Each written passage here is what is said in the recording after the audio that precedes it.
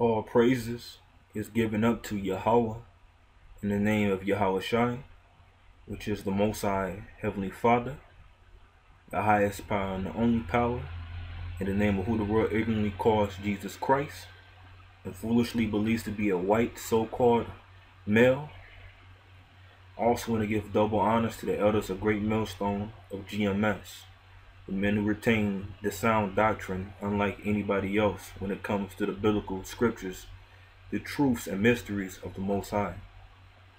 Also, honors, salutations, props, and love to you brothers that labor in sincerity, diligence, and faith to the best of your abilities when it comes to serving the Most High and pushing this truth to complete His will. I say Shalom. And this is going to be the intro to the Blood Moon Tetrad lesson. The true meaning of the blood moon when you go into the scriptures of the Holy Bible. The foresight towards the end of the world. What does the blood moon mean? By the foresight, it gives an indication that the end of the world is about to come. And what is the basis of it that you should know? Lord willing, this will be an edifying lesson for you brothers. Shalom.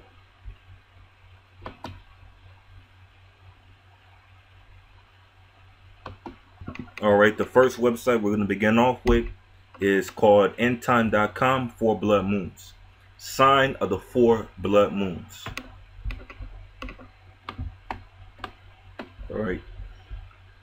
Now, disregard this website as an entire whole, excluding the part I'm about to show you brothers as we're going into the definition of the blood moon, and also how this website, the only realistically factual things they bring out in this website, because we know it's endorsed by the goddamn so-called white man, by Edom, the Caucasian race. Alright, so it's a bunch of lies. They tell you that God is white, they tell you that Jesus is white, and the Jews, the chosen people of God, are white, which are all bullshit, all lies. Alright, excuse my French.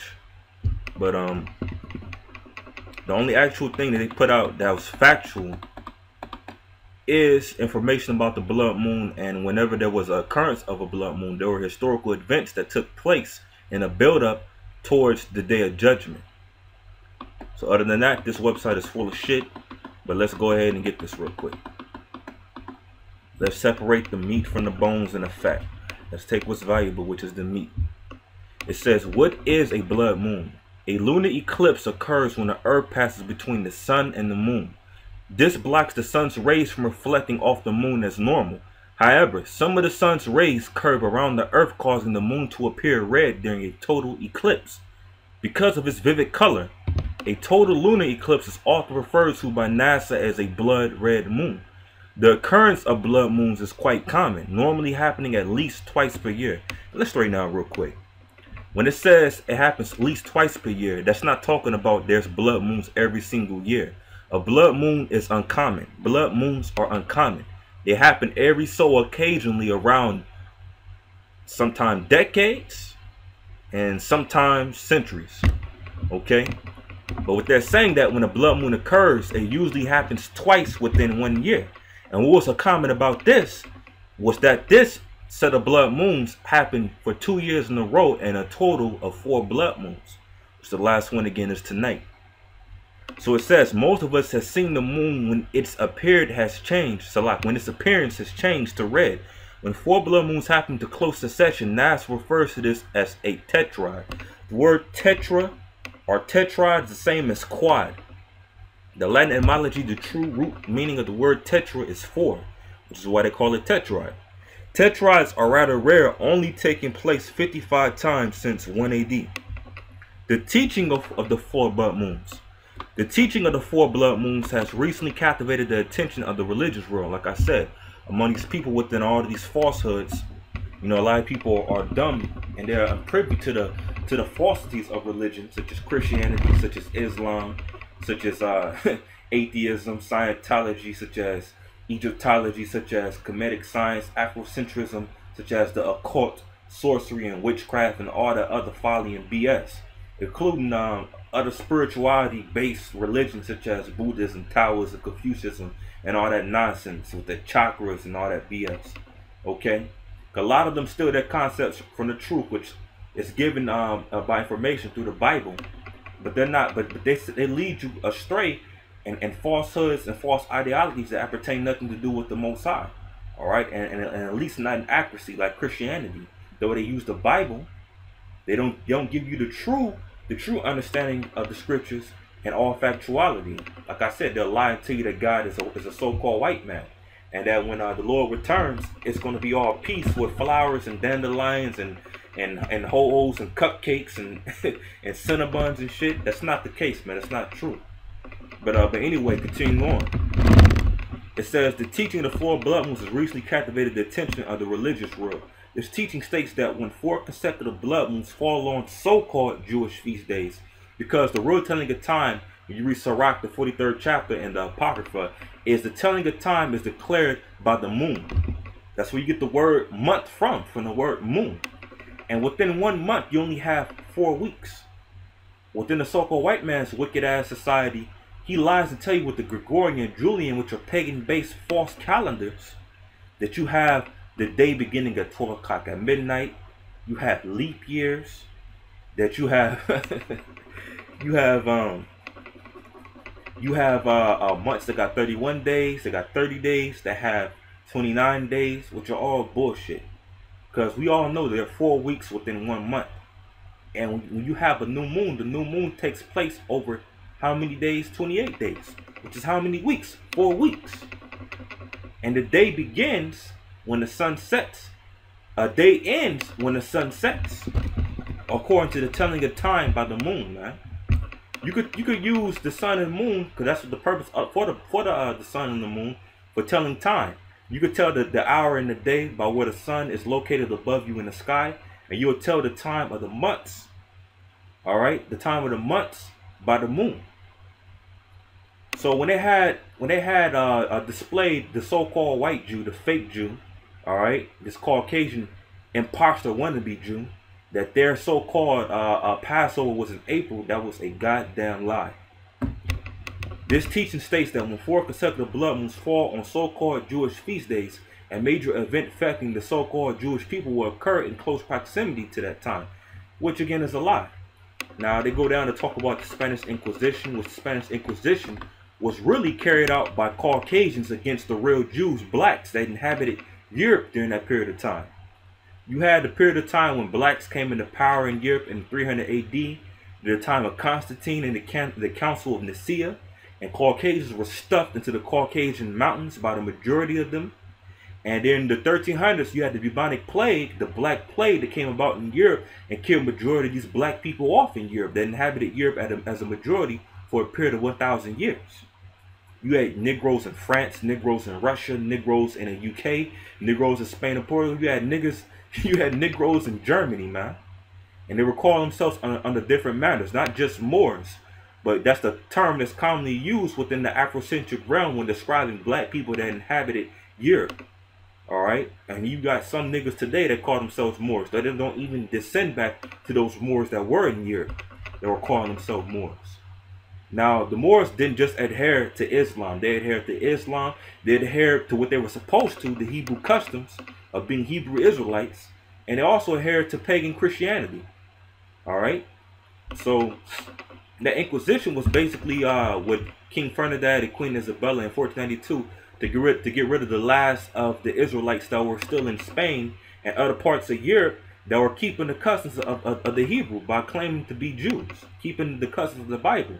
And what they do, they force a lot of them to convert to Catholicism.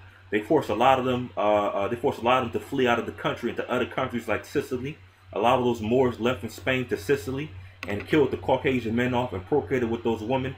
So therefore you have Israelite foreigners that look like crackers out in Sicily and out in Spain, but they're really Israelites among those Caucasian Edomite devils. Okay? And the same thing was like that in France.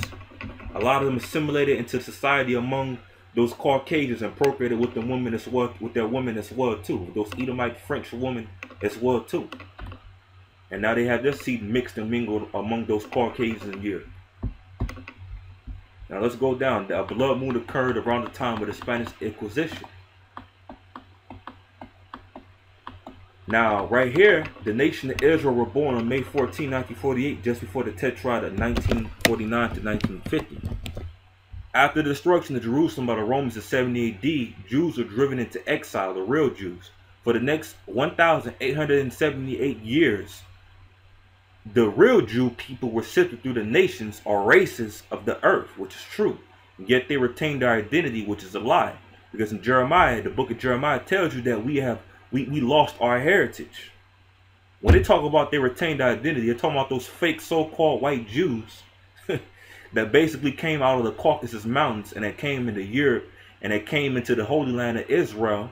Beginning in 700 AD, you had those Khazarians, all right, Kagan Borland, how he led those Edomite, Caucasian, Amalekites, all right, he led them into the land of Israel. So they threw off the pagan customs of Khazaria, and they took on the customs of Israel, claiming to be Hebrews, claiming to be Jews, which is how they perpetrated all the way unto today,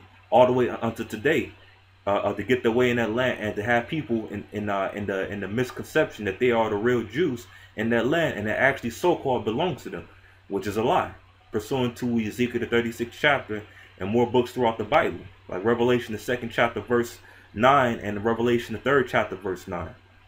But anyway, though, you know, they were the ones that claimed the identity, but that's not their real identity. So it says after Hitler's horrible Holocaust, which there was no Holocaust, the so-called white man, he deals with sorcery and witchcraft. So within the occult, the number 6 within occult magic-based numerology is a special number. It was no 6 million white Jews in Europe during that period of time. All right, that was a number to lie, have you people in disbelief with a spell on you, man, to believe that there was an actual Holocaust when it was a hollow hoax. The real Holocaust was when the real Jews, so-called Negroes, were brought from Africa during the cross-Atlantic slave trade, brought to America and served slavery, and over millions of them died in the process of all that. The real Holocaust was when the so-called Native American indigenous population throughout North, South, Central, and Caribbean islands of America were killed off and manifest destiny. Those so-called Indian indigenous populations of America are the real Israelites, as well with the Negroes. So it says the Jews were finally granted a homeland by the nations of the world. On May 14, 1948, the modern state of Israel was born. And anyway, you know, it was typhus fever going on in that time during the hollow hoax, which is why those so-called Jews were dropping dead and they were throwing their naked, contaminated bodies into those ditches, you know, in those hollow graves. Pretty much, they were put into concentration camps, not death torture camps, as a way to go ahead and to quarantine them off from not affecting the rest of the German population. So they had them inside those camps, those quarantine camps, not torturing them, but having them quarantined off. And if they so-called had gas chambers, well, guess what? That's been debunked. When they dismantled those concentration camps, they basically were unsealed. Meaning that guess what? If they had gas chambers inside of them, then the whole entire the whole entire population inside the concentration camp would have died off, because they would have been affected by the death gas as well too. The rooms were unsealed. So the people under the Nazi regime that held them in those concentration camps, they would have died off as well. It proves it's all just bullshit and BS. But then it says, you know, they were given a state of Israel in 1948, which also proves that they're not the real Jews to begin with, man. Because when you read into the scriptures, like we're about to read right now, in Ezekiel the 20th chapter, verse 33 on down, the prophecy is the Lord's going to return the whole entire nation of Israel into the land of Israel, into the country of Israel, when the end comes, man. Not right now. Only the apostles will be in the land of Israel right now before the end comes. They tell you that in Ezekiel the 36th chapter, how you had heathens, all right, the Idumeans, Edomites, the Greek way of saying Edom, Caucasians, referring to those fake white Caucasian Jews, wannabe Jews, how they're currently in our land perpetrating as us right now. So Ezekiel the 20th chapter, verse 33. As I live, saith the Lord power, surely with a mighty hand and with a stretched out arm and with fury poured out will I rule over you. And I will bring you out from the people and will gather you out of the countries wherein ye are scattered, with a mighty hand and with a stretched out arm and with fury poured out. And I will bring you into the wilderness of the people, And there will I plead with you face to face, like as I pleaded with your fathers in the wilderness of the land of Egypt. So will I plead with you, saith the Lord power. And I will cause you to pass under the rod, or under the slavery, the captivity of being here in America beneath the so-called white man as the lowest race of people in society today. And I will bring you into the bond of the covenant, meaning the Most High is going to put us under that oath of keeping His commandments, which is why you so-called blacks, so-called Indians, Native American Indians, so-called Hispanics deal with the curses you deal with in society today. No one respects you. You live in the most impoverished parts of towns. You work the most lowest paying jobs, minimum wage. You're the first fired, last hired, and etc. Your women are a bunch of hoes. All right, your men are a bunch of effeminate, weak, lame, minstrel show, goddamn slaves. All right, they love to fight each other, but love to fight the real enemy, the real oppressor. That's what it is, man. The Most High is going to take you from under the rod and put you under the bond of the covenant, put you into keeping the commandments, which is why you're in a predicament you're in now, because you don't keep the commandments. And I will purge out from among you rebels and them that transgress me, and I will bring them forth out of the country where they sojourn, and they shall not enter into the land of Israel, and ye shall know that I am the Lord. All right. Only elect, the 144,000 is going to enter into the Holy Land of Israel. The elect men of the Most High. 144,000, which is 12,000 out of each tribe when you read Revelations, the 7th chapter. Okay?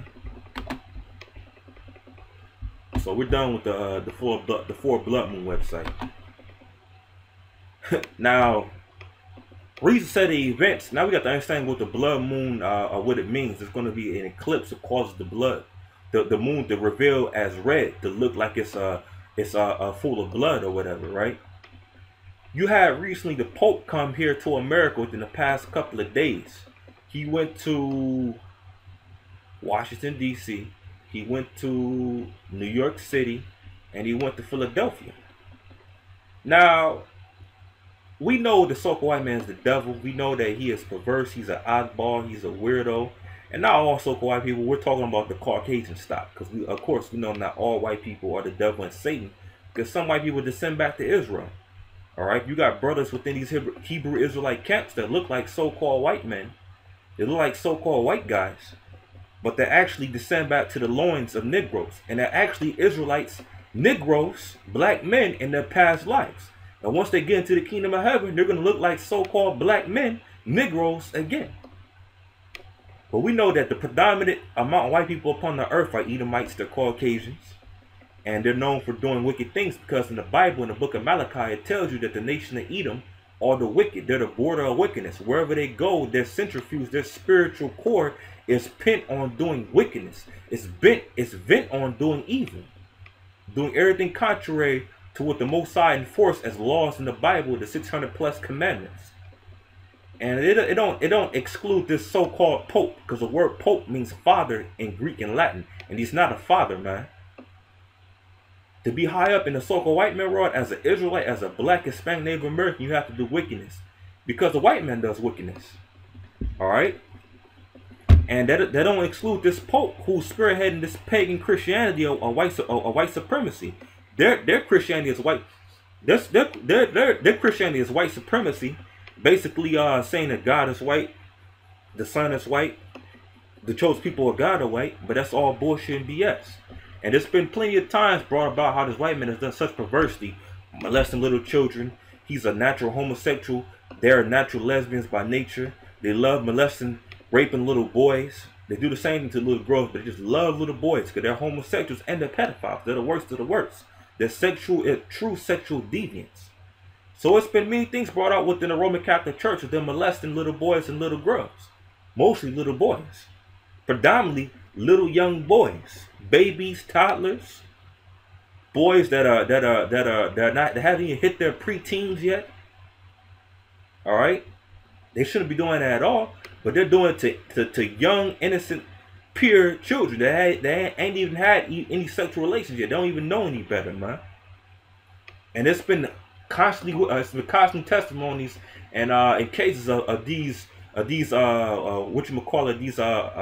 preachers, these uh, uh, I forget what they call them within the Roman Catholic Church. Not just the Pope, but the Roman Catholic, the Catholic priest. It's been constant case with the priests basically going about molesting and raping little boys. Now it's been put out recently, within the last year or so, how it's been witnesses that seen Pope Francis and other popes basically killing and eating babies in satanic rituals. And that's what this Pope did when he came here to America within the past couple of days. Why did he come here to America before the blood moon came in? The blood moon is supposed to be tonight, the 27th, 28th. Why did he come here for the span of 3 days and do a so-called touring to kiss babies, to go ahead and to hug people and say that there's going to be a coming of Jesus and there's going to be all peace and tranquility upon the earth? And he actually did blaspheming and all that too as well when he came here to America.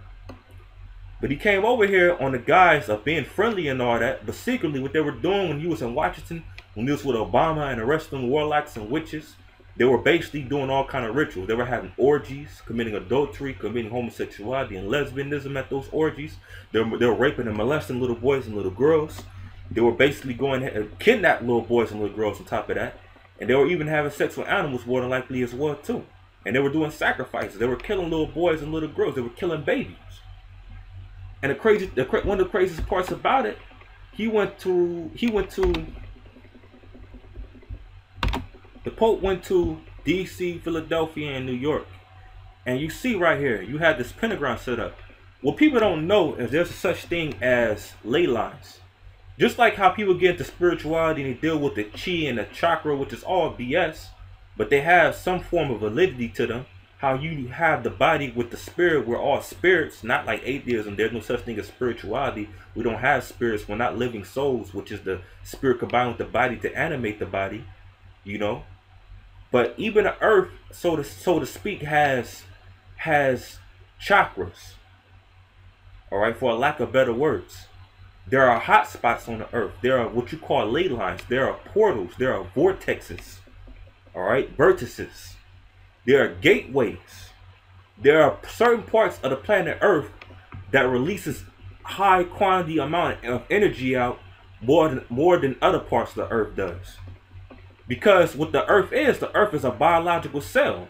And when you do research and studying into science and spirituality, you come to understand within every cell you have the nucleus. And within the nucleus, at the center core of the nucleus, you have a fire, which is the spirit given from the Most High to keep your ass alive, man.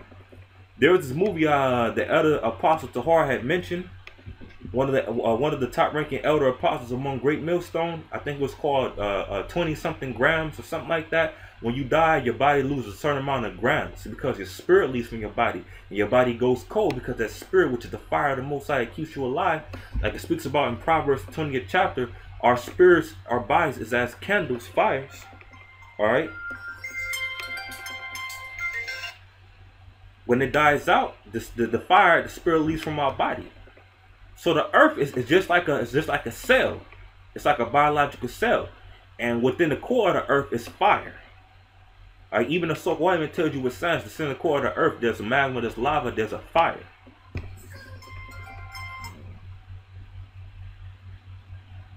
Okay, the brother's gonna call me, but it's alright. Told the brother I'll call him back. Pretty much, at the center core of the earth, there's a fire. All right.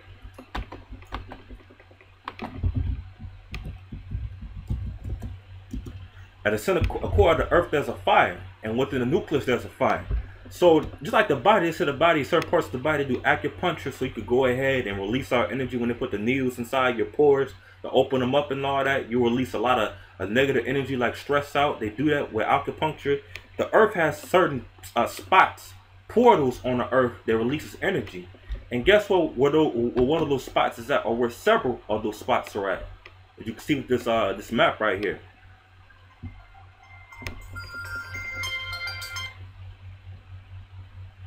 All right. Brother's trying to call. I'm trying to do the lesson right now. All right. But anyway, though, look. You see right here with DC. You see with Philadelphia. You see with New York. You see other parts of the earth as well too. But you see right there, DC, Philadelphia, and New York are lined up in a straight line, man. A part of this pentagram. And what the so-called white man has done, he's done rituals in all these hot spots around here on a heavy level. Sexual orgy rituals, or molesting little children, gay shit, lesbian shit. You know, killing people, sacrifice them on certain days when the moon will be at a certain level with the earth. So it'll be like a abnormal amount of energy coming out of the earth at that time. And what they do, they channel that energy to go and possess inside them to increase their wicked, satanic, spiritual, magic energy that they utilize. Their witchcraft and sorcery on the left hand side to do wicked, to do evil, to read minds, to cast spells upon people, or to use telekinesis, like I said, read minds, telepathy. All right, all that wickedness. So that explains why the Pope was here during that period of time. It explains why he went down to DC, why he went over there to Philadelphia, why he was here in New York for a couple of days ago. They're here doing that wickedness, man. All right, with the rest of those high up ranking warlocks and witches. And when he was doing that, he increased his spiritual power to speak words to you people and to lie to you. We saw simple ass Latino tribes in Israel yesterday in a damn restaurant watching the Pope with their eyes glued to the goddamn TV screen.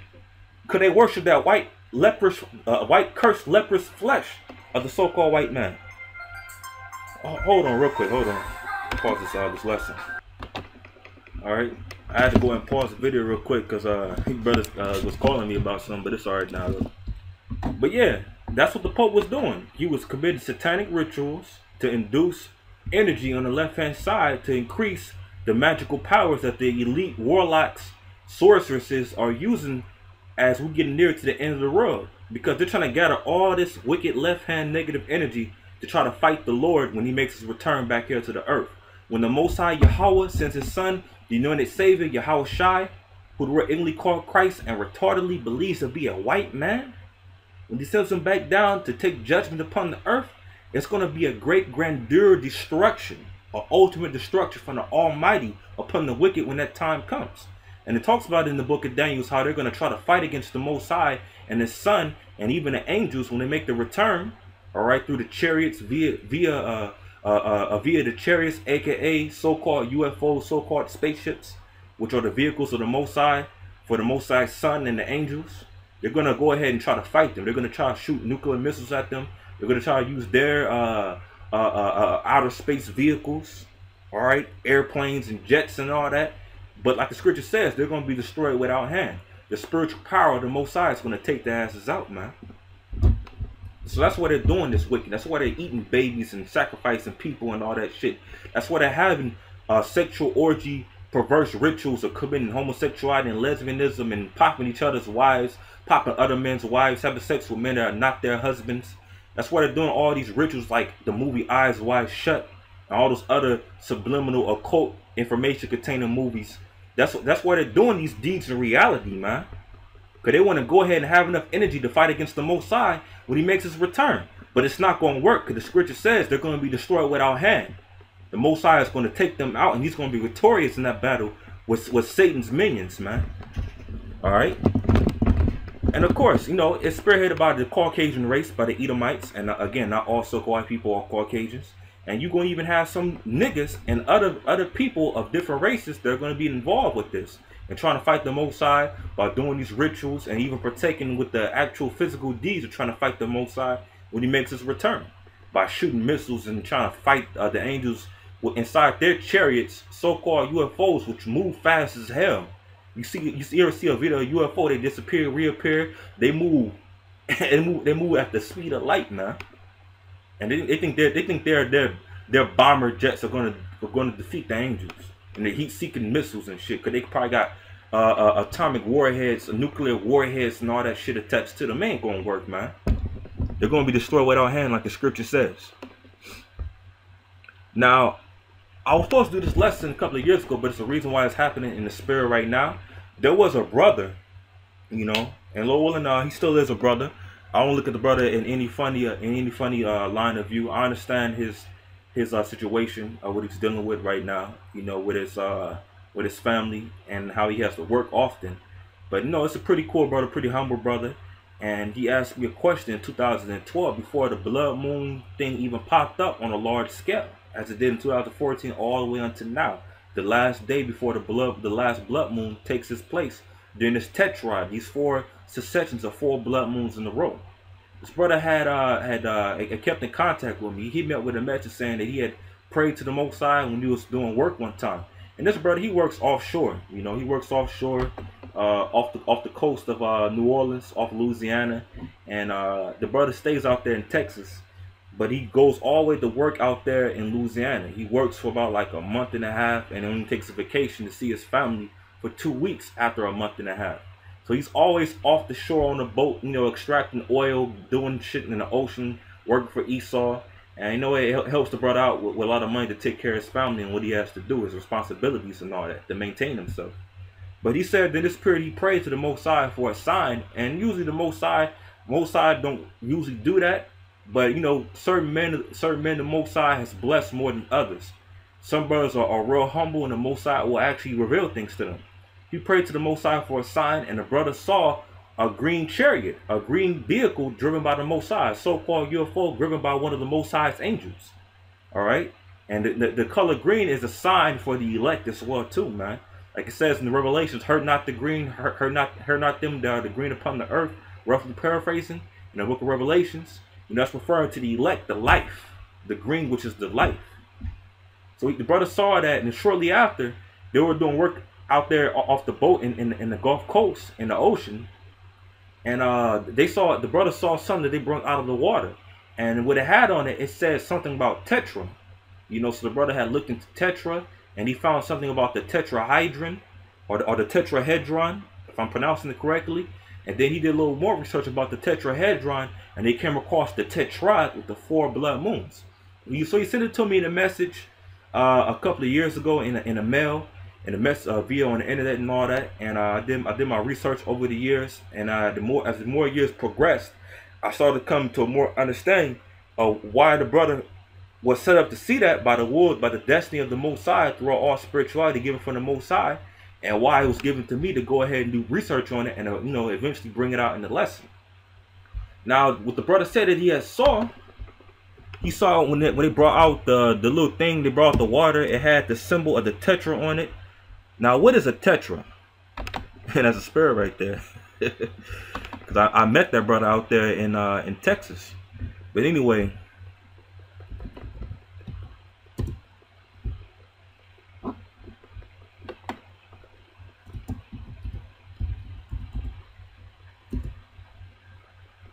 this is a tetra, a triangle, right? A triangle with 4 sides. You see right here, you got one side that you can't see on this little pyramid triangle symbol, which is really a damn phallus. You know, going back to his pagan roots.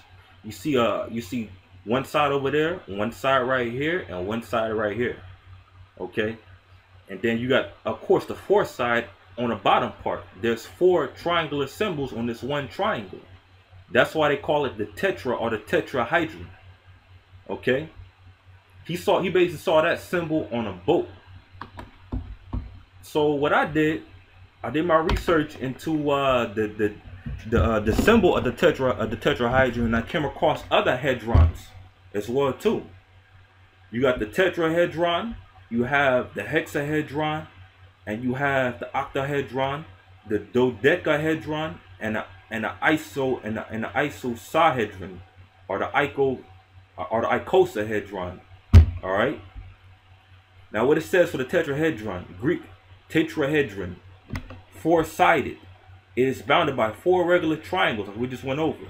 The faces are bordered by 6 edges of equal length and 4 vertices. 3 triangles meet at each of the vertices. The tetrahedron has the least ratio of volume to the surface area. According to Plato, it symbolizes dryness or fire. And this is where the scriptures come into play at, man. All right. Oh yeah, I was going to bring out a scripture too in Proverbs, just to prove that at the center core of a nucleus, and that the spirit in general that's inside of all living organisms is basically a fire. The spirit of man is the candle of the Lord. search the inward parts of the belly in Proverbs 20:7. So like, just how our man is. Imagine our physical body is the candle wax, and the fire at the top of the candle is the spirit inside of us, until it slowly lowers and diminishes in its power, and the Most High brings that fire or that spirit back to the spiritual realm. Because as you know, fire is a form of energy, and when you have like a candle or incense lit and the fire finally goes out, you know, in actuality, the fire is not gone. The fire is still there. It just dissipates, and it forms into the rest of the atoms and molecules around us. But on a lower level, it's not as hot as it was. Same thing with the human body. The human body gets all old, therefore the fire, the spirit gets weak, and the body starts to break down. We get to the age of 70 or even beyond that. We start getting more weaker, and then eventually we die. Sometimes we die before that because we go through so much battering of the body throughout life. We give up the spirit early, whether it's through sickness or just going through a lot of stress. So going back to this right here, it says, you know, Plato said it symbolizes dryness of fire. We know that there is the tetra. This tetra coincides with this shape right here, the tetrahedron, in spirituality, whether you believe it or not. And it was a reason why Plato said it symbolizes with dryness of fire. Okay?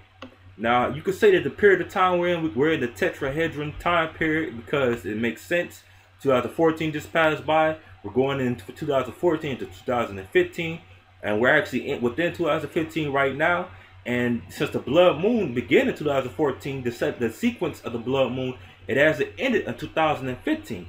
Within the scriptures, the spirituality 4 symbolizes mercy, but 5 symbolizes power. Which is why a lot of brothers in the truth, within this Hebrew Israelite truth, the only real truth, think that 2015 may just be the end of this world, man. It may the end may be this year, or it may be that once this year is finished, the power of the Most High is going to be shown, and even the power of the left hand side of Satan is going to be shown, because we're gonna have the counterbalance, the new world order that's going to be trying to be brought out by the so-called white man, crashing the economy. Shutting down the dollar here in America. I mean, there's going to be no more jobs.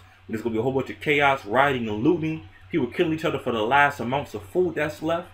And what they're going to do is going to try to institute martial law to place order, put people into death camps, and try to make them accept the 666 mark of the beast, which is the RFID microchip, to be inserted into the right hand or into the forehead or even along the right arm.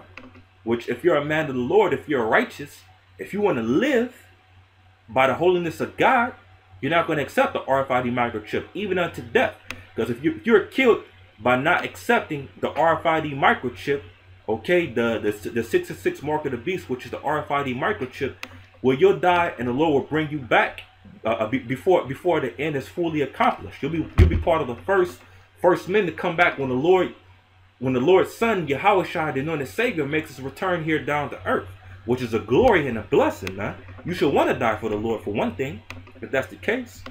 But not all brothers are going to end up dying, though. Some brothers are going to be spared. There's going to be a few brothers who are martyrs, who won't accept the mark of the beast, who are going to pass that test, and who will be put to death for not accepting the mark of the beast. But according to righteousness, they're going to be the first brothers brought back to life with the spiritual power of the Lord to make a return, with the second most important being of all time, man. Yahushua, the Son of the Lord. Alright. Ephesians chapter 2, verse 2. It says, where in time past ye walked according to the course of this world, according to the prince of the power of the air, the spirit that now worketh in the children of disobedience. The course of this world is in all contradiction to the 613 commandments, laws, and judgment of the Holy Bible, all because of the so-called white man. The way in this world that's controlled and influenced by the whim and the will of this devil in the flesh, the Caucasian Edomite race, it's all after sexual promiscuity, sexual perversity, being disobedient and rebellious to the commandments in general, being in excess lust of the flesh, being high-minded, being heady, being proud, being conceited, seeking vainglory, idolizing fake so-called idols that don't exist in an attempt to insult the Most High, relying upon forces so-called powers that are not of the Most High. That's the way of the walking of this world that we're in right now. And according to the prince of the power of the air, which that prince that is the power of the air is referring to Satan incarnate, and even the spiritual demon Satan. Because that prince of the power of the air is referring to the Caucasian Edomite male. Predominantly, or to even get even more specific, the ones that deal with witchcraft and know what they're doing, that know they're dealing with witchcraft. And I'm referring to the high elites that control the world's monopoly, such as the Rothschilds, aka the Rothschilds, the Rockefellers, and others among the elite top Jewish banking families of them so-called Jews. The reason why they call him the prince of the air, or the prince of the power of the air, is because just like air outside, when the wind is blowing, you have the wind. You could feel the wind, you could sense the wind. You know, it has a pressure, it has a level of how many miles per hour that it's going. But you can't see the air. You can't see the wind. You know? The same working is done by the so-called white man among those elites that deal with the witchcraft and sorcery, and even at a lower level of them peons. When you see them doing their sorcery and witchcraft, you can't see it because it's spiritual. They do it where they're casting spells or enchantments. You don't see what you see, how they programmed you with Harry Potter and all those other movies that deal with magic. They're carrying wands. A stream of energy, a stream of colorful light comes out of the wand and it zaps the person and turns them into a frog. It turns them into a stone statue. It basically transmutates them into something that they're not, you know. Or they get hit by a ball of energy that comes from the wand and they fly in the sky and smack into some concrete. Most witchcraft is done to where you can't see it because you're not spiritual enough to see it. And what makes them the prince of that air, how you cannot see the air, you can't see when they're doing that witchcraft and they're even inducting and inducing the energy, the negative left-hand energy of Satan, that witchcraft, that magic. Such as when they do their rituals. Like in the movie Eyes Wide Shut and other movies that contain subliminal information about the occult, how they do their rituals in hidden mansions and estates out in the woods, out in forests, out in mountains, away from the inner cities and seclusion. How they have hidden underground cities where they do their wickedness. How they have hidden locations within mountains, mountain cavernous regions. How they have the underwater cities and locations to do their wickedness. How they have the hidden locations in deserts, underground cities and deserts. How they have the wickedness being brought forth in laboratories. How to do their wickedness inside hotel rooms. How to do their wickedness at the pinnacle, at the top of skyscrapers, at the top of those towers. How to do it inside basements of these so-called institutes of religion, within mosques, churches, and all that, so-called churches. How they do it within the basements of those towers and etc. Man. In those locations, they do their rituals. They do their rituals of blood sacrifices, of killing people, primarily innocent young children, kidnapped people, babies, infants. They molest them, they rape them, they sodomize them. They do all such wickedness to draw and conjure up spirits, demons, to aid them after they're done doing their rituals unto Satan and other so-called idols upon the left-hand side. They're fake so-called gods. And they don't actually get power from those so-called gods. What happens is the Most High, he doesn't do any wickedness. He made an entity to do wickedness, which is Satan. So when the Most High says for Satan to give them power for doing their wickedness, he gives the go ahead, because he has the choice to if they could do them rituals and it won't be nothing in return given to them. But the Most High lets them get something so that they increase their wickedness to do more and more wickedness. Why does the Most High do that? Because he set up a stumbling block. Because the Most High is not going to judge and destroy you if you're just thinking evil and you don't act upon it. But once you act upon it, once you perform and execute in the physical flesh your wickedness, then guess what? He has an alright avenue to judge you. He has the straight way, the green light to go ahead and to get rid of your ass. And he's letting them do this to build up their sin so that he destroys them with an almighty destruction. A destruction that was never done before. which is going to add unto the Most High's glory of finally getting rid of wicked off the earth, man. So that's what it means by the prince of the air, the spirit that now worketh in the children of disobedience. And the children of disobedience is first and foremost the so-called white race, the Caucasians, the Edomites, the sons and daughters of the loins of the lineage of Esau. And it even goes into you other people of different races, including Israelites, wicked Israelites as well too, that join the side of Satan, that join the so-called white man in his evil, wicked, satanic doings, that deals with his demonology, or it deals with his demonic forces, I'd rather say. So the book of Genesis, the 6th chapter, verse 3, it says, "And the Lord said, My spirit shall not always strive with man, for that he also is flesh, yet his days shall be 120 years." And once upon a time, you know, man was able to live immortal until Adam sinned, and sin came about through the whole line of Adam, which is all the races upon the earth today. How no one is basically perfect, but the Most High, all right? And his son Yahushua, who he made to be perfect after chastising him and forcing him to be perfect. Okay, which means he kept the 613 commandments. Now, the Most High has lowered the lifespan of people from 120 years to 70 years, and even lower than that. If they deal with a lot of labor in life, if they deal with an ailment, a sickness, and the Most High takes them out early, the Most High is decreasing the lifespan that people live upon the earth, years after years after years after years, to a more smaller amount. Because you know why? People are doing more wickedness. That's why it said in the scripture, my spirit, the Most High is saying, should not always strive with man.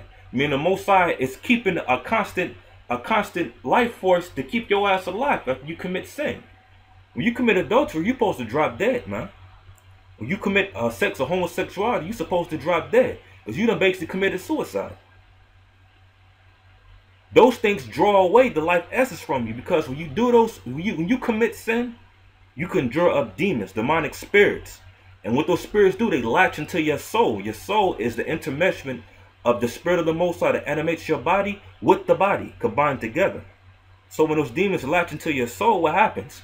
They're sucking the life force, they're sucking the energy out of your body to send it back to the spiritual realm, back to heaven where the Most High resides at.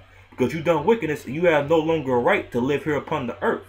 So when people constantly commit sin over and over and over and over, guess what? Those demons are latching to their souls. They're sucking the life force out of their bodies, and it's making their spirit more weaker and weaker and weaker. Just like how a car runs for a long time, or if you have a computer for a certain amount of years, you know, the brain starts to die, the battery starts to die, it starts to wear and tear till it finally breaks down, and it's futile.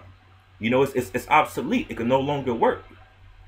That's how it is, man. That's why you get gray hairs, because it's a constant battling of the Most High keep you alive to deal with you, to not commit sin. When you do commit sin and you grow old and eventually pass on to the spiritual realm, your body drops dead and you pass on. That's what happens, man. Now, when you go into the symbolic meaning of the hedrons, of the sides, of the multiple side symbols, which are symbols that you could even find within nature. All right, you can find within the shape of atoms and molecules, you know, and etc. For the octahedron, bounded by 8 equiliteral triangles, right? It says it symbolizes air, but it also symbolizes air and heat, which induces what? Which induces sweat, water, perspiration. But when you go ahead and you work out, and you're working out in humidity, like you have humidity a whole bunch down south in the summertime, all up north in the Midwest in the summertime. Not really so much in the West Coast because it's dry heat out there, but over here you have a whole lot of humidity. You perspirate, you're losing a lot of the energy and nutrients in your body because you're sweating it out. That's what the octahedron symbolizes of, man. The air and the heat. The air, for one thing, is the wickedness that's being done, the sins that's being done, and you cannot see the after effects of it, the demons. Like the so-called white man is the prince of the air. All right, he's Satan in the flesh. But then you have the heat that's done. When you commit sin, there's a heat that's formed. There's energy that's in process of working, that's in motion. And you can't see it. That's those demons, man. It produces that heat and produces what? The perspiration. You lose your life force. You lose your energy. That's what that symbolizes of. And we're in that era right now. Because the white man, he worships this shape, right? He worships this object. He worshipped the phallus. That's what the octahedron is. The 8 sides, the eight equilateral triangles. 2 phalluses connected together, man. 2 symbolizations of power connected together. He worships that, but he worships it on the left-hand side. He worships it in wickedness. He's not supposed to worship it at all, but it's the fact that he worships it and he places it in his own occult, a reversion of it. It deals with wickedness, man. And that's the period that we're living in. We're living in people that's committing this wickedness, that's drawing their energy towards that great day of judgment.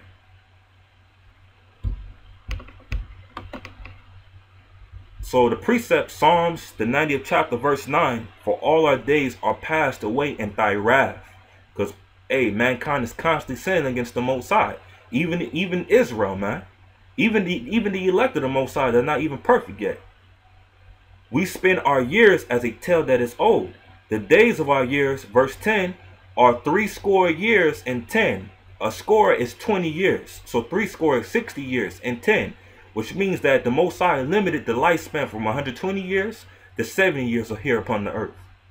And if by reason of strength they be 60 years, which is 80 years, like you got people that live past the age of 70, like my grandpa and other people that I heard about that live to their hundreds. Man, the people are all old, they're all deteriorated, they could barely move around, they could barely see. A lot of them go blind, they could barely even walk right, man. They're walking with crutches, they're walking with the walkers, you know.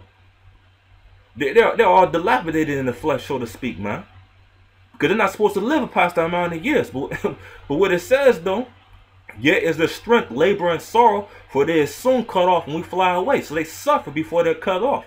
Their strength is labor and sorrow to move around, to eat, to try to lift that spoon up and put it into their mouth.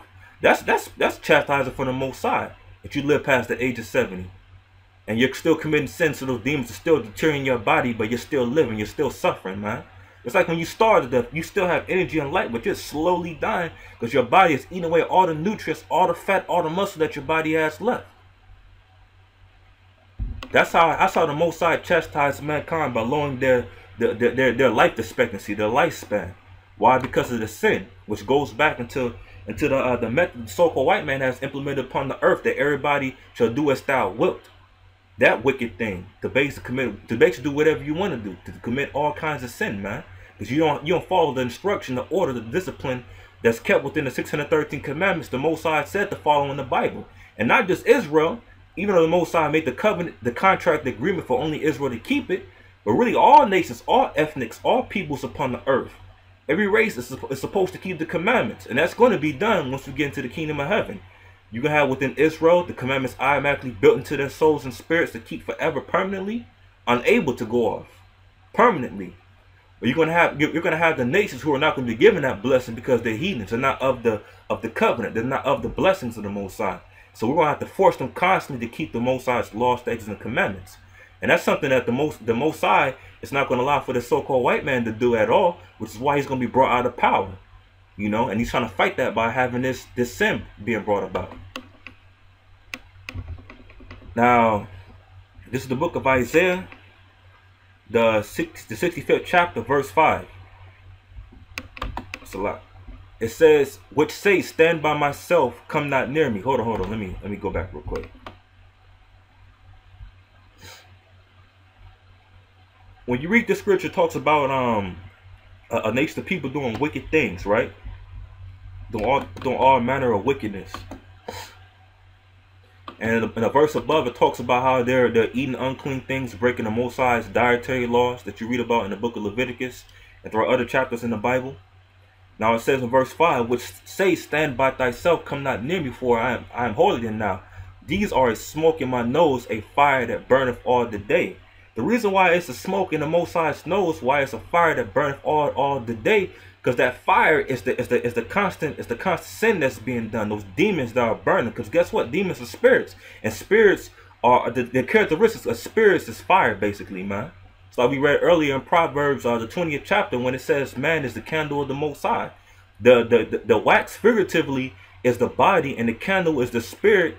Is the spirit that intermesses with the body to keep it alive. When you grow old, guess what?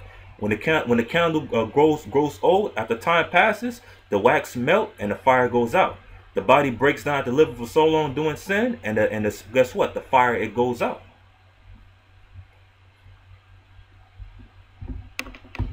These are as smoke in my nose. So guess what? The Most High, the sins are as smoke in the Most High. He can smell the sin. They're going up into the heavens, like it says throughout many books in the Bible. We're going to touch on some of those books. All right? How the sins, they amount to the heavens, and the Most High has had enough. Now the judgment has come, the ultimate judgment, the day of Armageddon judgment. How the Most High is going to rule out the wicked upon the earth and destroy them all, and only make excluded his righteous, who are permitted by their deeds of righteousness, how they kept the laws, how they kept the commandments, how they taught the word of the Most High to restore order and balance back to the planet. They were saw as being honorable enough to be reserved unto life. That's what that means, man. Let me see.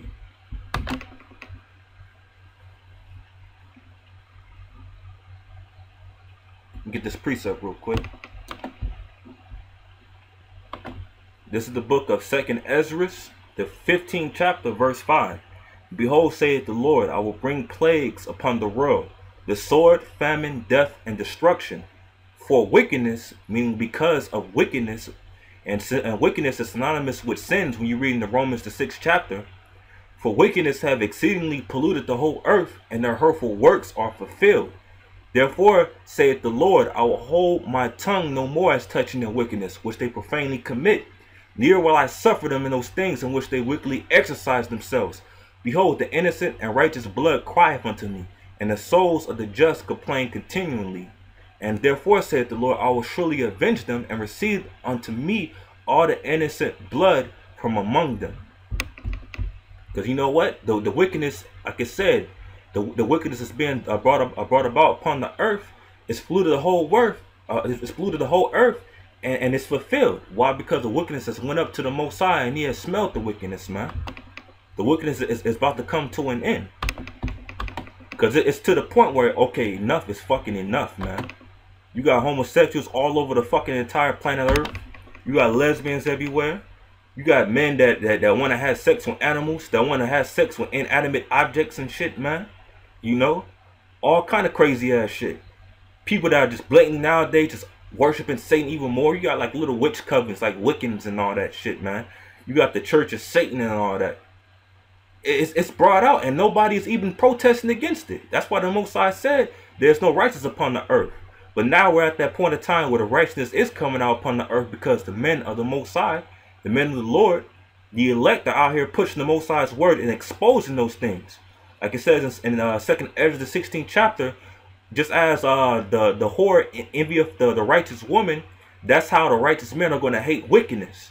You know, and they're going to point out all the evil deeds that the wicked are doing upon the earth to expose them, as well as keeping the commandments, as well as teaching the commandments and prophesying the downfall of them that don't keep the commandments, or that don't want to keep the commandments and won't keep the commandments. That's how you know we're going. That's how you know we're going towards the last days, and this is basically it, man. We're real close to the end, though we don't know the exact time. This is it.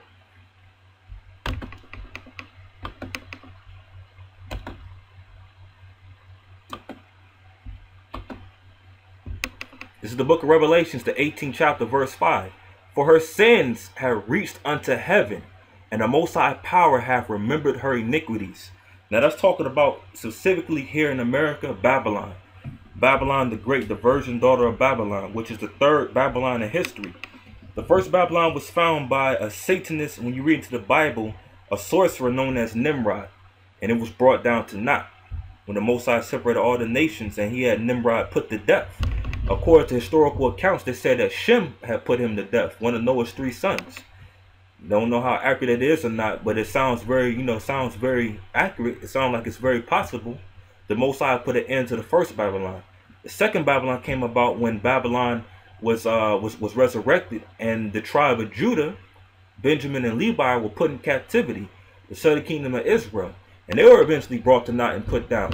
But now we have the third Babylon embodied here in what we know as America today, and in fact the United States of America. And in fact, the United States of America, which Babylon is the whore that sit upon the beast with the seven heads and 10 horns, basically being the so-called white man, Caucasians, the Edomites. You have NATO, Northland Treaty Organization. You have the EU, the European Union. And NATO includes the U.S. and Canada and other spearheaded Caucasian countries that tie in with the predominant Caucasian countries out there in Europe.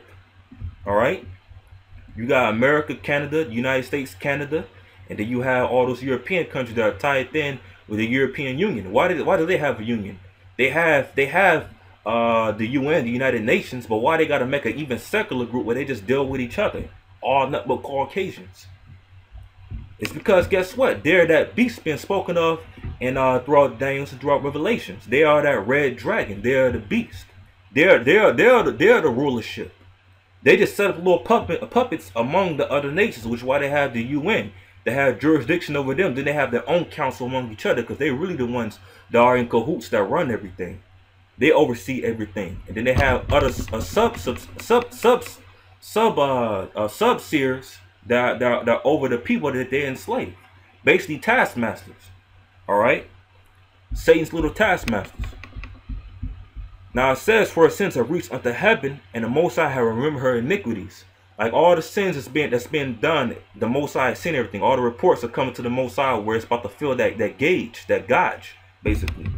You know, and then you have the cries of the righteous going up to the Most High. It's making the Most High want to go ahead and end this place even the sooner. Because her iniquities are remembered, man. And these iniquities are not just being done here in America and Babylon. They're all over the earth. You got false idols and false beliefs, ideologies being carried out all around the whole entire globe. You got pagan customs and traditions and rituals being placed around and being performed around the whole entire earth. So now all those sins are lining up. All that wickedness is lining up. And the Most High said, okay, when it fills that peak and my men have repented in that number of the 144,000, then I'm going to go ahead and make my return, and I'm going to go and lay the judgment of death upon those that deserve it.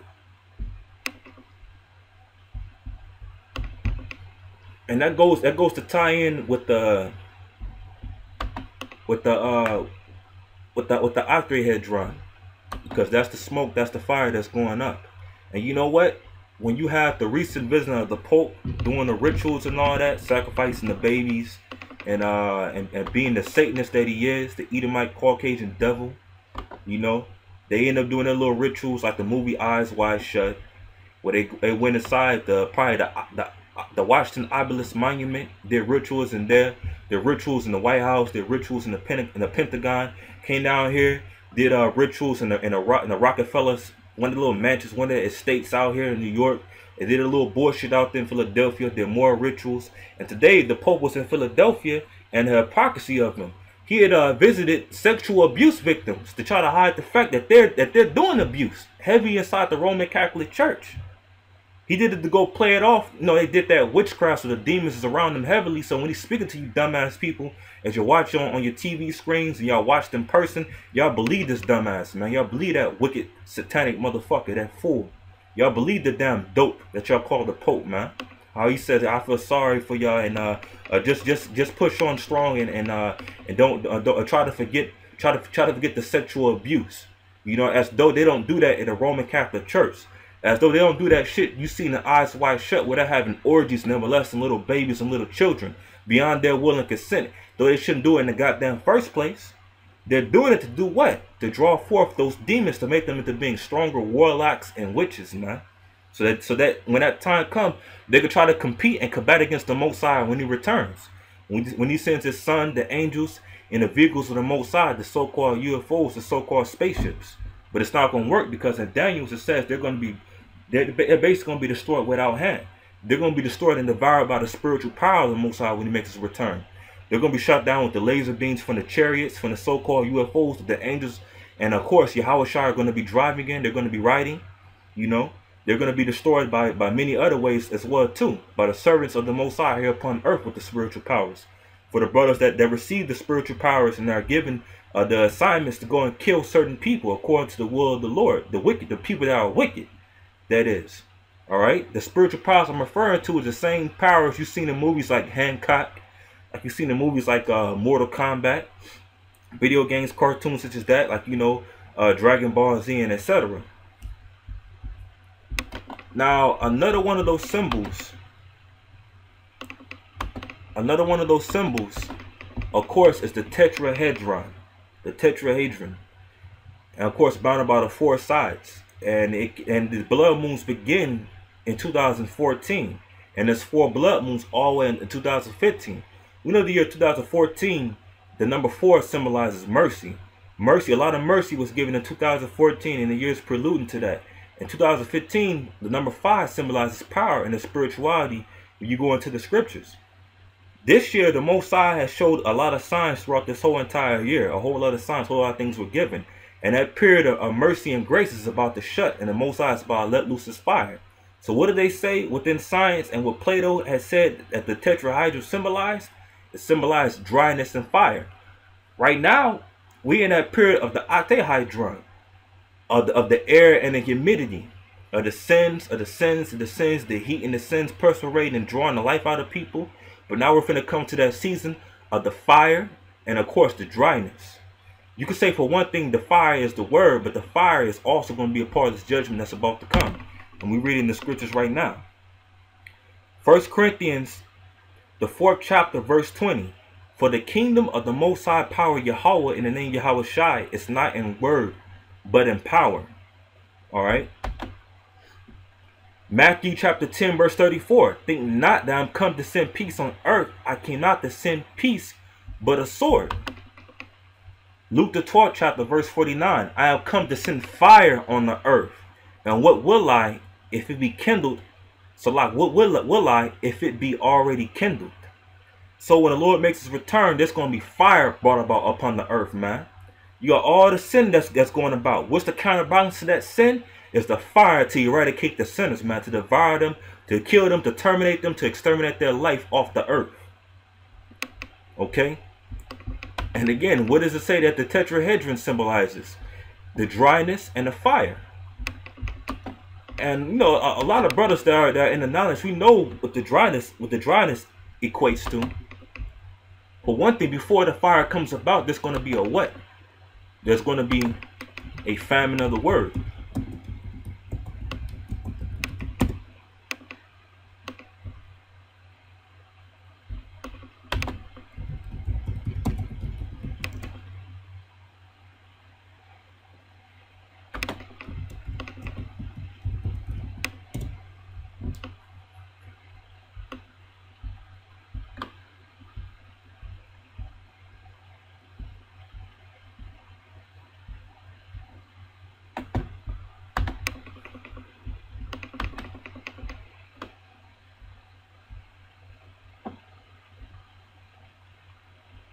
It's the book of Amos, the 8th chapter, verse 11.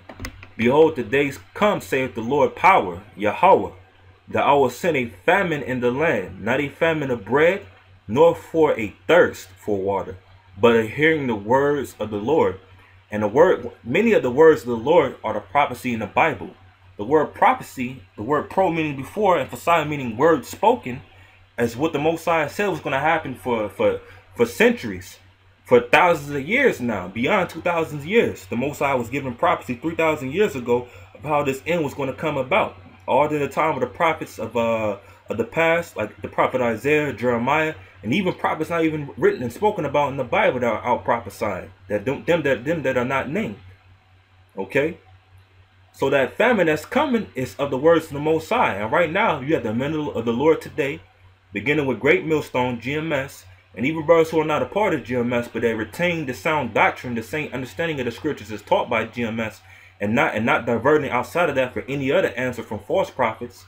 You know, basically, when the words of prophecy is stopped being spoken about by us, and even the forewarning of getting right with the Most High, learning what sins are, to go into the scriptures and bring about the laws and etc. When that stops coming out on the streets because they want to go ahead, they want to put censorship on the internet and shut down the internet. You know, they want to go ahead and label brothers and deem brothers terrorists with the news, and they're going to eventually do that soon enough. You know, in a short time to come to pass, real soon, very near. That's when brothers are gonna. That's when brothers are not going to be able to go outside and do the work anymore. When basically the word is cut off on the internet, which is the main way that the word is being pushed out through the unicorn, through the circus that goes throughout the earth, the internet stream, where anybody around the world can watch videos. But you're able to go and check on a YouTube video and see where views come from around different countries, different nations throughout the planet. And so guess what? You got views of the truth that comes basically around the globe on a global scale. It may not be a whole lot, but it's still around the whole entire planet, throughout Latin America, throughout Asia, throughout Europe, throughout the Middle East, all around, in the Pacific, all around. So now you got that famine of the word approaching. And that famine is a symbolization of dryness, man, of being desolate, of being without. Okay? Real quick, going to the book of Revelation, the 18th chapter, verse 1. After these things I saw another angel come down from heaven, having great power, and the earth was lightening with his glory. And he cried mightily with a strong voice, saying, Babylon the great is fallen. Which that Babylon is the United States of America being spoken about, the third and final Babylon. It says, Babylon the great is fallen, and has become the habitation of devils, and the hold of every foul spirit, and the cage of every unclean and hateful bird. Now those foul spirits, that's the spirit of homosexuality, of lesbianism, of idolatry, of covetousness, of murder, meaning to kill without a justified cause. All right. The spirit of sexual promiscuity, the spirit of rebellion, the spirit of being disloyal, the spirit of being unbrotherly, the spirit of being unsisterly, all kind of wicked spirits that appertain not to the spirits of the spirit of the Most High that's embodied with keeping the commandments. All right, retaining and performing the commandments, observing the commandments of the Most High. 613. And it says, in the cage of every unclean and hateful bird. And you got all kind of, well, in America in general, America is an unclean place. The white man has defiled the whole entire planet, but by such wickedness, the white man has also defiled America physically, and he has defiled America spiritually, which coincides with the physical. These rituals destroy the land as well too. All the satanic rituals destroy the natural inhabitants. It destroys the minds of people, because what comes about, like the Pope did his rituals upon those ley lines, those vortexes. What it does, it conjures a negative form of energy, a negative entrance of energy, or demons to come out of those portals, where they did it in Washington, where they did it in New York, where they did it in Philadelphia, and all around the world. So when the blood moon comes about, there's going to be a spiritual changing, man. Just like when they say it's a full moon, and how the body is majority water, and how the moon has effect to the tide of water as a draw, a magnetic like draw upon water. It's going to be a great combination of a spiritual wickedness, man. And you're going to have a lot of people getting possessed when this time comes about, from tonight and all even after this. Because they done draw out so much energy, a whole lot of energy. Like you see in movies, like you see in Mortal Kombat, when they came from the outer realm or whatever, the nether realm or what they call it, and they came into the earth realm, they came through that portal, and they brought a whole bunch of demons with them. Have you seen in that movie, Tales from the Crypt, Demon Knight? And that evil warlock, it came to the physical realm, and he was pouring like little juice vials on the ground, which were like really a negative amount of energy. And he had demons forming out of the soil and all that, and they came about and they were killing everybody inside the little mansion and all that shit. It's the same thing, but it's not going to be necessarily on that level. It could get like that, but on a level, it's spiritual to where you people cannot see it, man. So this place is foul. It's a hold of every foul spirit, in a cage of every unclean and hateful bird. In America, it's defiled spiritually, it's defiled physically. That's why when you go to all these rivers around here, all you catch mainly is catfish. You catch goddamn crawfish. You catch all kind of scavengers, bottom feeders, that are biological garbage disposals of the earth. All those shellfish, you know, they catch that abundantly in the Mississippi River. The catfish outpopulates every fish in the Mississippi River. Why? Because the land here in the U.S. is totally defiled, man. You got all kind of unclean birds everywhere, vultures and ravens and eagles and all that, man. They're used for taking out a lot of things that are pestilences, like a lot of bugs, a lot of animals that overpopulate. They eat those unclean animals because they are themselves the unclean animals that you're not supposed to be consuming. And this place is a home for all those hateful birds. And once, as we read on, when America is destroyed, those hateful birds, those defiled predator scavenger birds are going to be inhabiting this land, and America is never going to be inhabited ever again. So jump down to verse 5. It says, for her sins have reached unto heaven, and the Most High have remembered her iniquities. Reward her even as she rewarded you, and double unto her double according to her works, and the cup which she had filled to her double. How she had glorified herself and lived deliciously, so much torment and sorrow give her, where she said from her heart, I sit a queen and am no widow, and shall see no sorrow. And all these Edomite Caucasians, they all basically say that America is going to go on forever. It's not going to be destroyed. No one could beat our American military. Every other countries, their military jets, their bombs are obsolete. They're futile compared to our weaponry and all that bullshit. But the scripture says in verse 8, therefore shall her plagues come in one day. Because she glorified herself religiously, right? Therefore shall her plagues come in one day. The Most High is going to show her otherwise. Death and mourning and famine, and she shall be utterly burned with fire. For strong is the Lord power who judgeth her. Jump down to verse 21. And a mighty angel took up a stone like a great millstone and cast it into the sea, saying, thus with violence shall that great city Babylon be thrown down, and should be found no more at all. Meaning that America is going to no longer be found here upon the earth at all. When it says there should be found no more, that means guess what? Nobody's going to inhabit this land. Nobody's going to live here anymore. You're not going to have people setting up shop, recreating America all over again. People are not going to even recreate new cities and new towns. This place is going to be a memorial for, hey, you want to sin against the Most High? This is what I'll do to you. This is my great grandeur destruction unto my glory. This is how I get rid of evil and show that man ain't nothing but guess what? But ashes and dust. And that I'm the almighty power. So all glory and all praises belong to me. Alright? That's what the Most High Yahweh is going to say in the name of Yahweh Shai. He's going to send Yahweh Shai in this image to take out this place.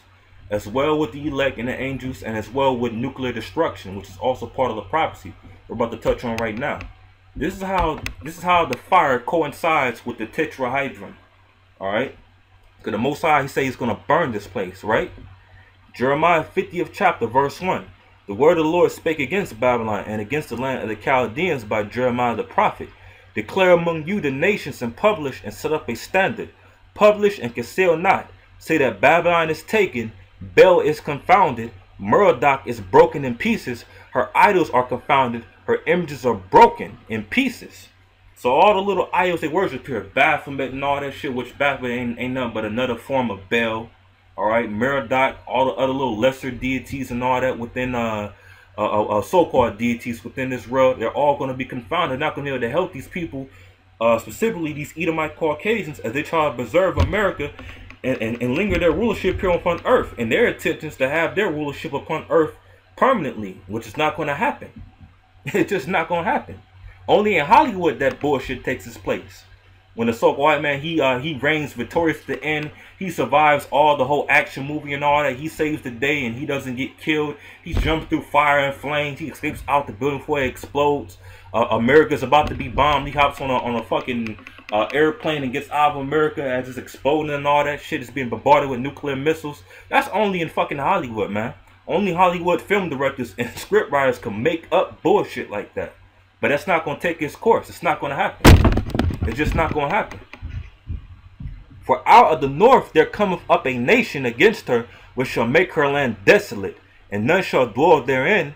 They shall remove, they shall depart, both man and beast.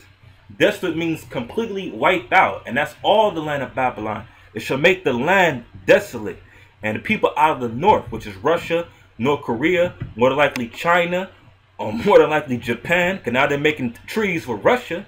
They're making agreements of peace treaties with Russia, and all these countries outside of America, even European countries, besides Russia that America gets along with within NATO, the North Atlantic Treaty Organization. They hate America as well too. Britain, France, Greece, Spain, all those countries over there hate America. Everybody know America is the place where it's a bunch of manginas and pussydom over here, man. A goddamn queendom. And they don't like that. They know to have order in their country, having a man over the woman. And they know if it's gonna be faggots and all that, keep that shit in the hidden. Y'all keep that on the hush. But America lets everybody know that this is a weak, effeminate, damn near woman-ran country in the public on open, man, out in the open. So everybody hates that. It basically the white man exposes himself here in America, and other Edomite Caucasian devils and other whites in Europe, they don't like that. They don't like it to be exposed how Satan like they are. Basically how they are Satan. So now all these countries in the north are gathering against America. And then that includes Russia, predominantly Russia, which is a white Caucasian country. Okay? So let me jump on down. It says in verse 9, For lo, I will raise and cause to come up against Babylon an assembly of great nations from the north country, and they shall set themselves in array against her, for thence she shall be taken. Their arrows shall be as of a mighty expert man, none shall return in vain. All right, and when you read into the scriptures, the Bible is full of allegories, parables, and similes. You know, it's a lot of spiritually symbolic meanings that only if you're a man of the Most High, if you're meant to get this, you're going to understand what these parables, what these similes, and what these allegories mean. But they're all things that speak of something, but they use cold words that seemingly have nothing to do with what they're talking about, to basically symbolize what they're saying, and the knowledge of what it is only given to the righteous of the Most High, who we see is fit to receive it and to disperse that knowledge. And it begins with GMS, or Great Millstone, and all the inheritance, the disciples that come out of this sound doctrine. So it says again, it says, from thence she shall be taken. Me and Babylon is going to be taken out. America is going to be taken out. Their arrows shall be as of a mighty excrement. Those arrows are represented by, really in actuality, of the symbolism in the scriptures, nuclear missiles, man, nuclear warheads. You know why? Because guess what? Back then in the time of the prophets, back in the ancient world, when they had the visions, they didn't have the term missile within their vocabulary, within their language in the Hebrew, or within the Greek, or within the Latin.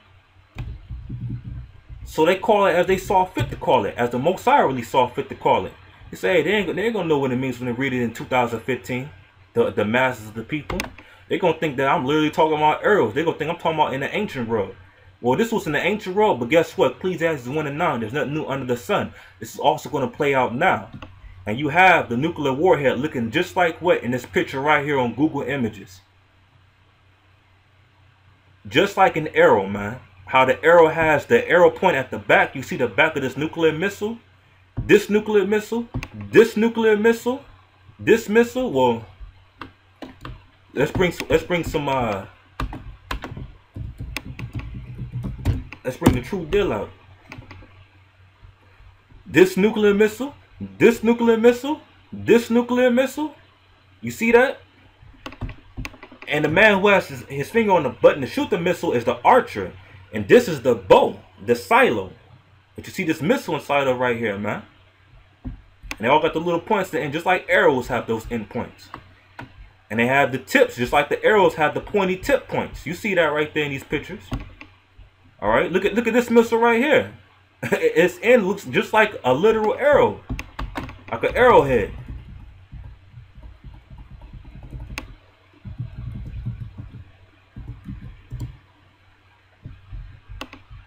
Arrows look just like the pictures of those missiles right there. They look just the same, man.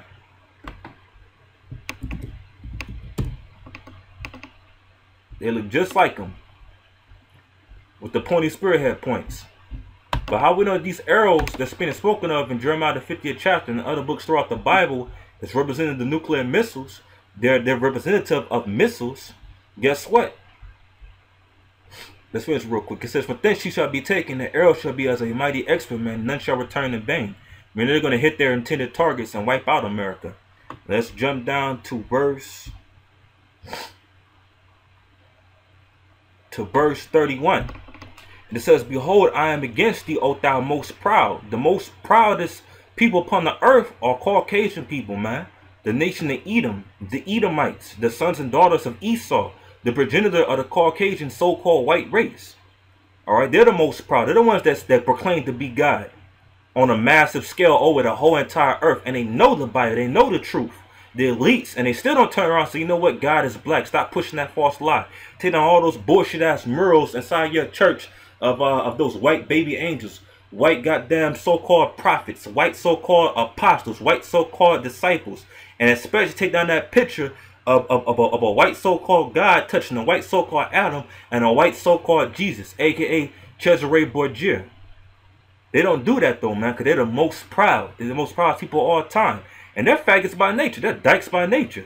And they have what? Gay day parades. The so-called white men invented that bullshit, man. They invented the goddamn gay day parade. They don't want to perpetuate that shit on a global scale. Got out there in the Holy Land, openly gay day, the biggest gay day parade on earth in Tel Aviv. All these Israeli Caucasian cracker peckerwood faggots out in the open in the land of God, the holy land of the man that created heavens and earth and all that exists, the whole entire universe, every dimension that you can't even see. They have the nerve to go into his holy land he designated for his people. The holiest part of the earth to walk on, the holiest land you can walk upon, or the whole entire earth. They walk around wearing fucking the same shit you see the village people wearing. Wearing thongs and shit, man. Men wearing thongs. And bitches with mohawks. Talking about they wear the pants in a relationship with dealing with other women. They're the most proud. And it says, I am against thee, O thou most proud, said the Lord power of hosts. For thy day is come, the time that I will visit thee. And the most proud shall stumble. Man, they're going to trip up and fall. They're going to hit the deck. And none shall raise him up. And I will kindle a fire in the cities, and it shall devour all round about him. That cities is talking about here in Babylon, man. It's talking about here in America.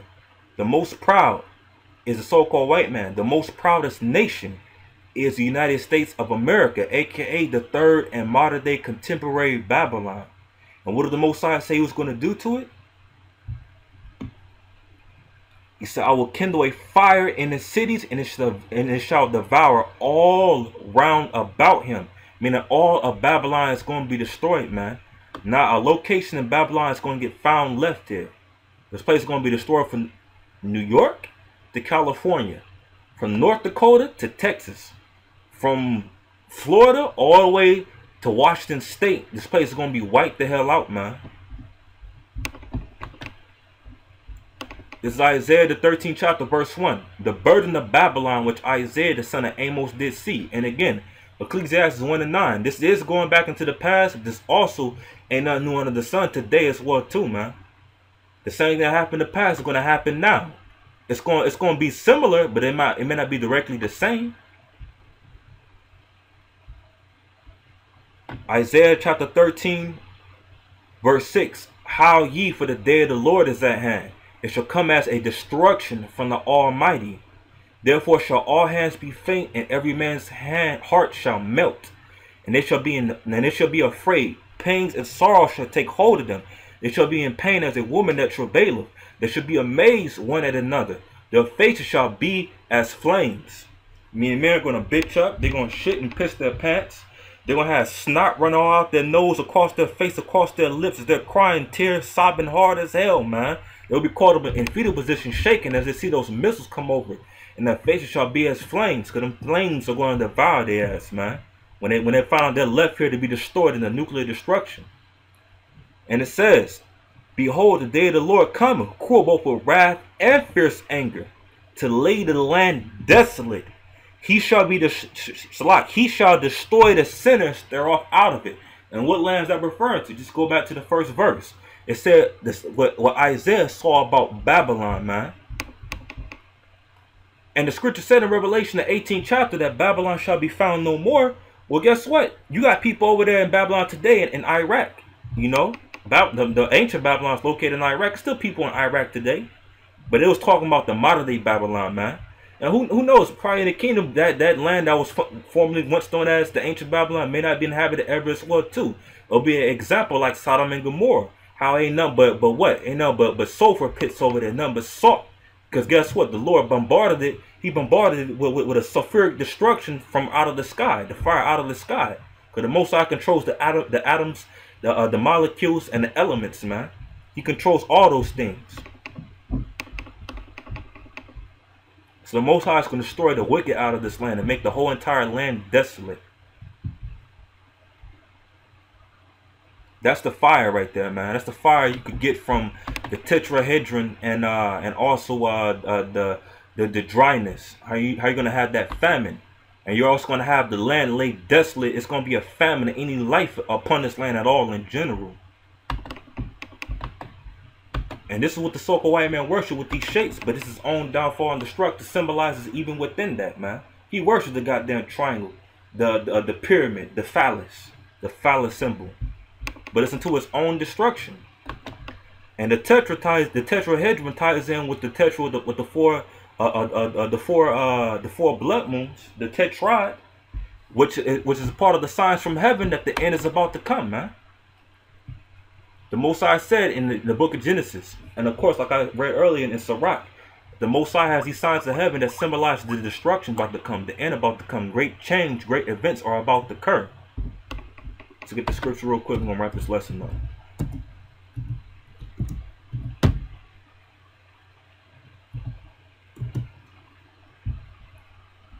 It's the book of Joel, the 2nd chapter, verse 31. The sun shall be turned into darkness, and the moon into blood, before the great and terrible day of Yahweh the Lord come. And it shall come to pass that whosoever shall call on the name of Yahweh and the name Yahweh Shai shall be delivered, which ties into the book of Acts, chapter 4, verse 12. See if I get that precept real quick. We could jump back.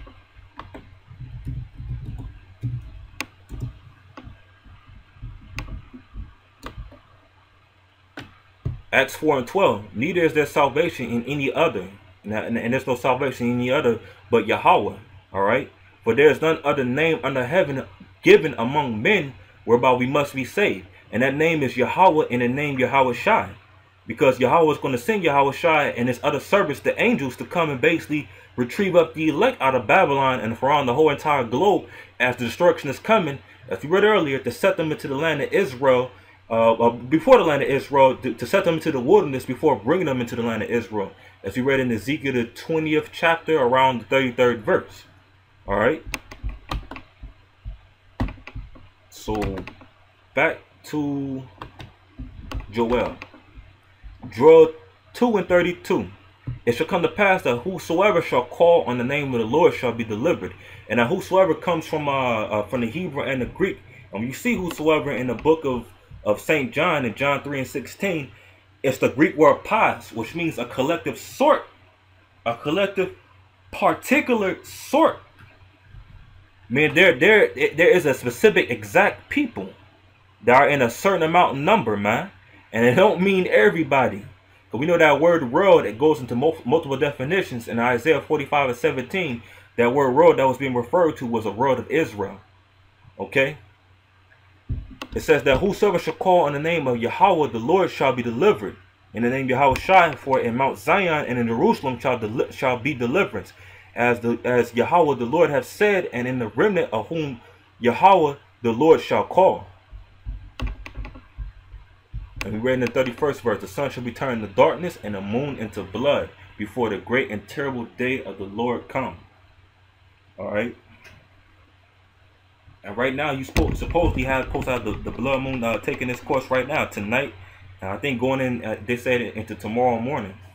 That's what they said. They said on the 27th or the 28th. But, you know, it'll be visible. They'll have it on whatever news article they're going to bring out pictures of it and all that. But that's just the showing of the times. The signs coming to an end, man.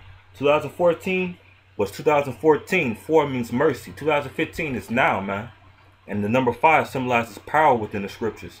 And the Most High is about ready to show His power, because that great and terrible day of the Lord is on the verge of taking this manifestation. It's on its verge of taking place, man. It's almost there. You're about to see manifest the judgment of the Lord on a full scale.